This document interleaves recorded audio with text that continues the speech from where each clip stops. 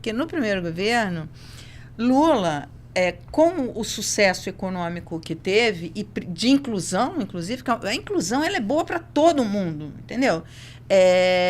E aí, isso fez com que ele tivesse uma popularidade muito alta. E isso lhe dá muita força no Congresso. Isso não se repete hoje.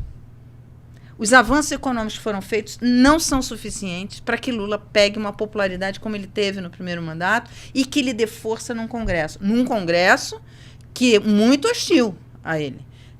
A começar, eu acho que o exemplo do PERSE e da desoneração é muito emblemático, porque a oposição que está apresentando um projeto de corte nos gastos lá, e eles têm tal, lá, toda coisa. Não estou entrando na qualidade do projeto, nem analisei isso, ainda não conversei sobre isso.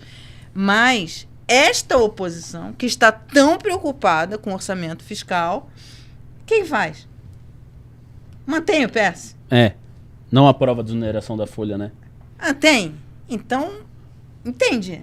É uma guerra política que você está vendo, que está fazendo com que a questão econômica vá por água abaixo.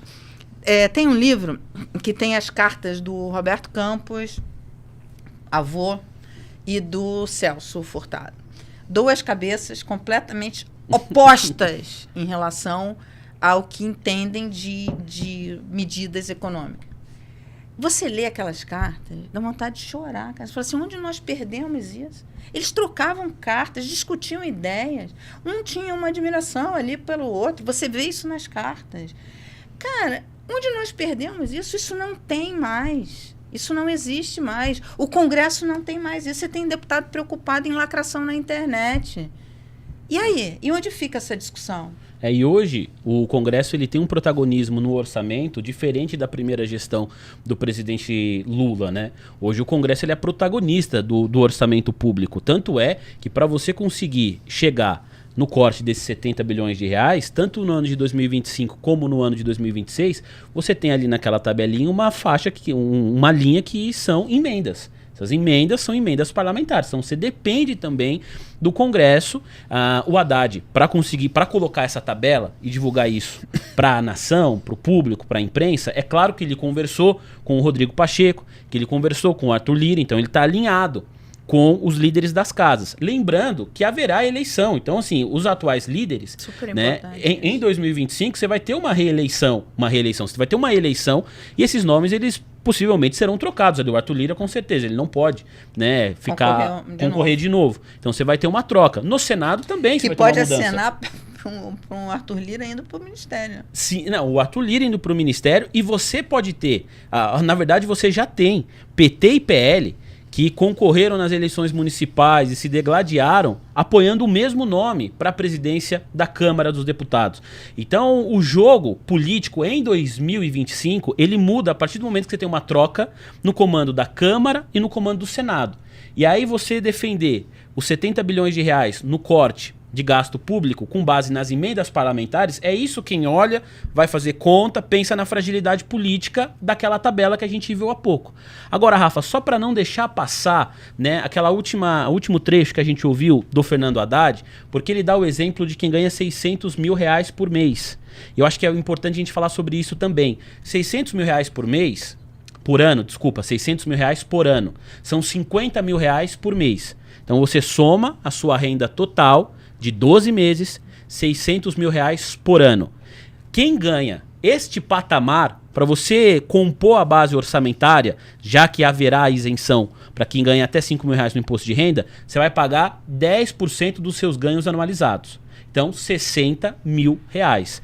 A conta que o Haddad faz ali é justamente esse exemplo de quem ganha 600 mil reais por ano. Quando você declara o seu imposto de renda, quanto você pagou no IR? 35 mil? Legal, você vai pagar mais 25 para completar 10% da sua receita anualizada. Receita anualizada, o Haddad fala ao longo dessa entrevista, que a gente não mostrou, senão o trecho ia ficar muito longo da sonora, mas não é só o salário. É salário, se por acaso você tiver casa de aluguel, aluguel, se você recebeu proventos, né, de ações, de aplicações financeiras que você tem, isso também entra na conta. O que entrou de receita para você, soma mais de 600 mil reais por mês? Soma. Então você vai pagar um mínimo de Por 10%. ano, 600 mil por ano. 600 mil por ano, desculpa, 600 mil por ano, você vai pagar 10% disso na hora de declarar o imposto de renda. Ô Rafa, quem vai votar para aprovar ou não essa medida, que são os deputados que nós, sociedade, elegemos, esses caras ganham mais de 50 mil reais por mês, mais de 600 mil reais por ano. Não pelo salário como deputado, como deputada, mas eles têm outros negócios, e isso é público. Um exemplo disso foi a tentativa de tributação dos fundos exclusivos. E isso... que está no Congresso há 200 anos e não passa. Quer dizer, teve agora, recentemente ali, acho que foi ano passado, alguma coisa, mas você não entra efetivamente. E fundos exclusivos são fundos de pessoas muito ricas. Ali você vai direitinho na tributação de fortuna. Por que não se entra especificamente ali para a tributação desses fundos exclusivos? Qual é a justificativa de não ter uma tributação pesada ali? E agora, não passa no Congresso. E agora, de novo, Rafa, né? Os nossos deputados vão votar mais uma vez a chance de você tributar pessoas que têm uma renda maior, e aí a gente vai para aquilo que a gente já conversou aqui algumas vezes sobre a importância de você tributar a renda e não o consumo. Então, essa garrafa custa R$5, eu ganho 10, a Mara ganha 100, a gente paga R$5 iguais pela garrafa. Ao contrário, gente.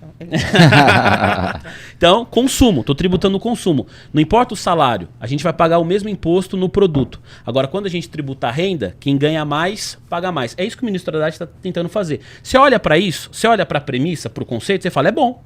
Agora, a prática, como que você vai sustentar a medida dependendo do parlamento que vai votar algo que pode tributar os próprios deputados? Porque se a gente for olhar a renda anualizada desses deputados, muitos têm uma renda superior a 600 mil reais por ano, porque tem outros negócios. Esse é um ponto, eu acho que é crucial para a economia, para a sociedade. Isso que o Nilson está falando é tão importante, porque hoje, uma pessoa que está em situação de rua e que recebe um dinheirinho e vai comprar um pão na padaria, ele paga o mesmo imposto que o cara que pede para o motorista que tem muito dinheiro, tem um motorista dele que vai lá na padaria e compra o pão para ele. Os dois estão pagando o mesmo imposto. É um absurdo isso. É uma loucura. Então, assim, isso realmente tem que vir. E eu acho que o governo deveria fazer... Acho até que a Haddad faz isso, mas deveria fazer mais. De trazer, porque a chance que o Haddad tem é trazer a população para o lado dele. Olá, aqui é o Rafael Colombo. Gostou do que acabou de assistir? Se inscreva no canal Cortes do Flow News para os melhores momentos. Quer acompanhar os nossos programas na íntegra? Então se inscreva no nosso canal oficial Flow News.